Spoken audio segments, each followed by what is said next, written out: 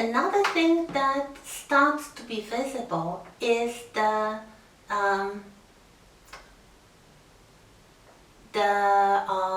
growing, slowly but growing popularization of cars, of motor cars, automobiles. So the idea that you don't need horses to get a private means of transport. This is of course first a kind of expensive hobby for the very rich, but relatively quickly more and more people want to have cars, enjoy having cars, enjoy the opportunity of having a private means of transport that does not include horses. So this is something that starts in the Edwardian period, but definitely will dominate the 20th century, will replace the horse-drawn traffic and eventually even the trains that are still perhaps the most important means of transport in the Edwardian period, but soon enough they would be replaced by mechanical cars rather than mass transport or horse-drawn transport. This is something that is also quite visible. Actually, quite a lot of things begin in the Edwardian period. There is this sense of a new beginning. There is a new century, there is a new king. So the society feels like a breeze of novelty, and the morality is slightly relaxed, and people are looking for more self-expression and pleasure and all kinds of things that were popular, like the holidays, let's say, the summer holidays at the seaside. They become extremely popular in the Edwardian period, and with the popularization of the cars, even more so. The clothes are less restrictive, although women continue to wear corset, not always very tightly laced, but still they continue to wear corsets until the First World War, definitely. Another thing that starts being visible in the society in the early years of the 20th century, and will be much more of an issue later on, is of course the plight of the working classes. The Labour Party was established in 1900, and we have the growing movement towards the rights of the working class, including trade unions and strikes, and they become a kind of way of pressuring the industrialists and the government eventually to change something for the better for the working people, and you can no longer treat them as some sort of public nuisance or even the crime against the law. So we have the beginning of the working class movement, and if you know anything about the history of the 20th century, very soon in the Edwardian period still, but on the other side of Europe, there is the Russian Revolution. So the workers know straight away from the press, because everything is now covered by the newspapers, by the media, and there are newspapers for every taste and every interest. We have the beginning of the tabloid press, which is expressly aimed at the working classes, who are now literate and they want to learn and they want to use the knowledge they obtained also from compulsory schooling to get some rights.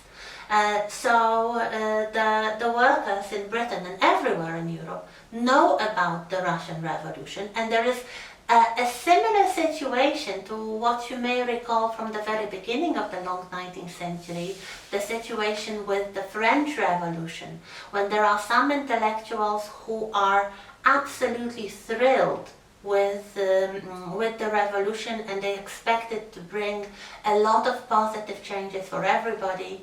And there are also many people, especially more conservative-minded people, who are afraid that the new revolution will kind of degenerate into terror and bloodshed in a similar way that happened to the French Revolution, which was, as you remember, the revolution of the middle class. So now we have a very real prospect of the revolution of the working classes, and something that, of course, the Victorian and Edwardian middle class, who are now rich and complacent and are not very willing to give up any of the privileges, are quite afraid of. So again, we know it did not happen in Britain, but they, living in those times, did not have this benefit of hindsight. So this is another thing that happens in the Edwardian period and will become a very important issue later. We have the continuation of the golden age of the British Empire. Edward VII keeps the title of the Emperor of India, so the title that was given to Queen Victoria in the 70s. This is a hereditary title, and Edward VII kept this title, and in fact this title was held by the British monarchs until India declared independence after the Second World War. So we have the grand gestures, especially the great celebration called the Darbar. The Darbar was it's an Indian word to mean the kind of royal imperial celebration, and this was a festival. It lasted for like 2 weeks, with a lot of money thrown in, with a lot of Indian nobility and local kings and powerful people displayed really to show their allegiance and homage to Edward VII and Queen Alexandra. This was organized by the most important imperial official, the Viceroy of India. They expected the king to actually go to India to participate. He traveled to India as a Prince of Wales. He traveled quite a lot. He traveled to the United States of America, he traveled to Canada, he traveled to India. It was always very successful and good propaganda boost for Queen Victoria as well. He was a sociable, likable person, so everybody liked him. But unfortunately, he was not able to participate in the Darbar. It was in 1903. So he sent a lot of aristocrats, including one of the brothers of the king. This was something that was presented as a great propaganda success. This is the beginning of the film, remember? So it was all put on film and showed in cinemas, and you have the elephants, you have the splendid costumes of the Indian royalty and officials, lots of jewelry, lots of gold, and everything is so bright and shiny and wonderful. This was a kind of event that was later repeated a few times, but after the death of King Edward VII. So we have this golden age of the empire continuing. Nobody really knows how it will end, and in fact nobody really expected the First World War to happen, and the financial burden it would lay on the empire and on the country, basically, even though the war was eventually won. There was another conflict that continued from the last years of Victoria's reign. I mentioned it a little in the previous part, and I mean the Boer War. This dirty, messy, three-sided war in the south of Africa, which continued in the first years of the 20th century, bringing ever new problems, new scandals, with the horrible conditions in the concentration camps for the civilians, with some military conflicts being resolved in a rather dishonorable way. So this was a dirty war. Some say it was the first modern war in a way that it was so dishonorable and dirty, and this was something that would basically later on be repeated in a much worse form in the First World War, of course.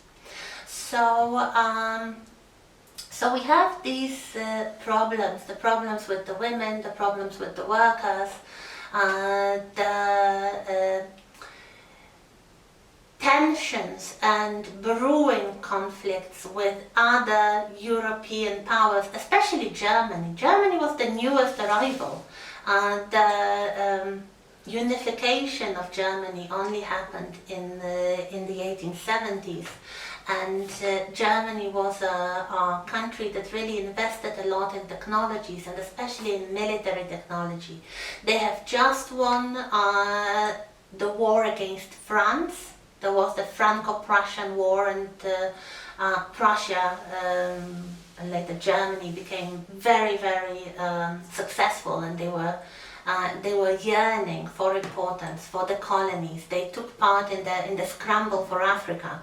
They supported the Boers in the Boer War, and it was kind of more and more evident that there would be problems in Europe as well, with this powerful country hungry for influence, also being a newcomer, basically. But for the majority of the people, the war came as a shock. They thought they were living in the golden age of civilization, that especially European nations are absolutely beyond anything like the war in Europe between European powers.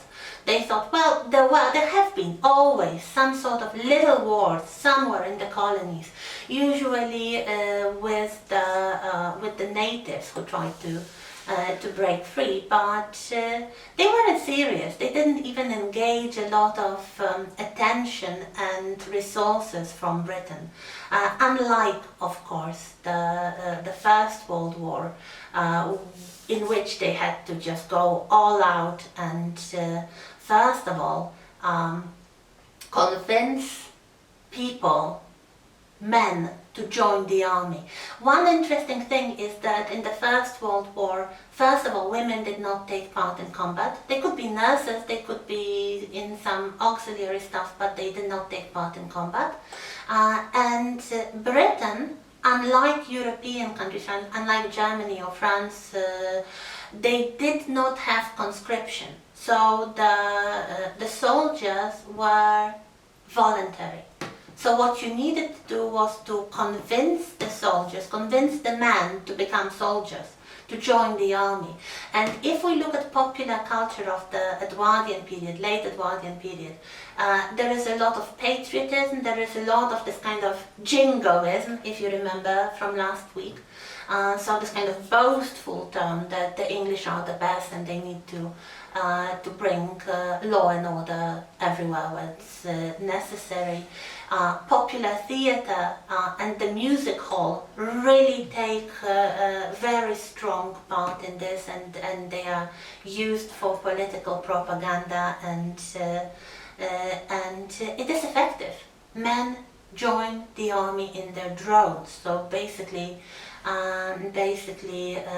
we can talk about the lost generation. There is this notion in British cultural studies and literary studies of the lost generation of the First World War. There is a lot of good, interesting poetry written in this period by many men, very often young men, very often who would be either killed in combat or permanently scarred by their war experiences. And if you remember, perhaps from high school when you read about war poetry in Poland, it's mostly the Second World War. It's the Warsaw Uprising, it's the Second World War. This is the lost generation. This is the kind of fight that cost the lives of the most talented, of the future elite. The students, the young, bright, energetic people who would basically be the elite of the country. In Britain, they have a very similar notion, but concerning the First World War. The lost generation, the kind of hemorrhage of talent, the stupid, needless loss of life of young people, very often from rich families, very often students of good universities, and basically the future elite. This is something that's very strong in the British culture.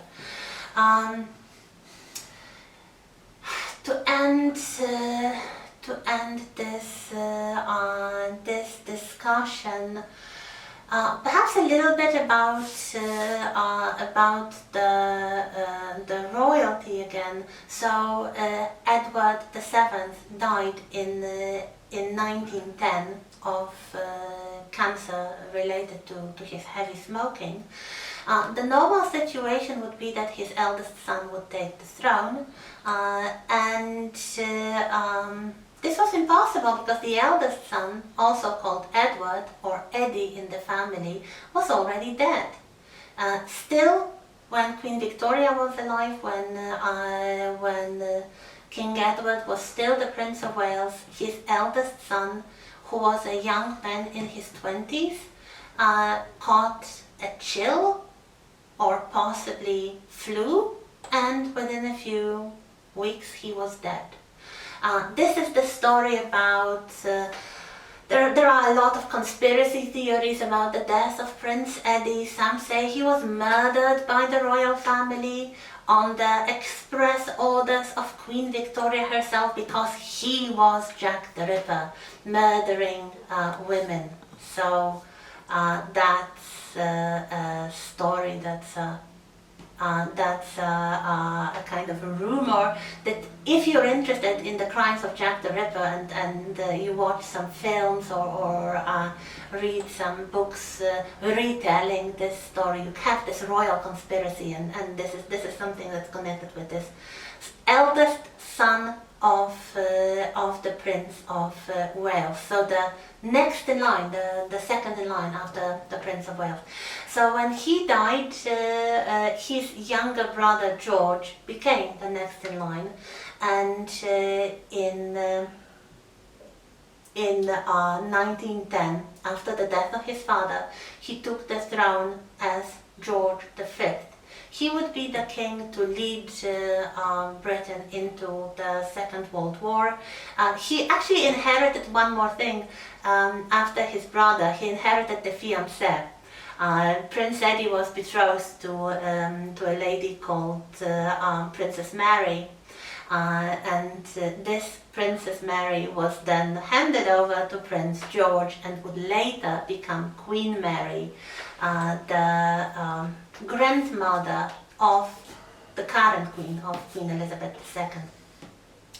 So the last one of the things that King George did early on in the years of the First World War was to change the family name from Saxon-Coburg-Gotha, this was the name of Prince Albert, so the children of Prince Albert as well, to the royal house of Windsor. he took the name of the royal residence, the Windsor Castle, and he decided that this would be the name of the family from now on. So we end the long 19th century with Britain going to war and led by not entirely new dynasty, but under a new name, the House of Windsor. So that's it, and I hope to see you on Monday. We'll talk about what you need to do to get credit for participation. And the last thing I'd like to say is a big thank you to my husband Michał, who recorded and uploaded and processed all the videos. So he was really the person who made it all possible. So once again, thank you, love you, thank you so much. And thank you all, and hope to see you.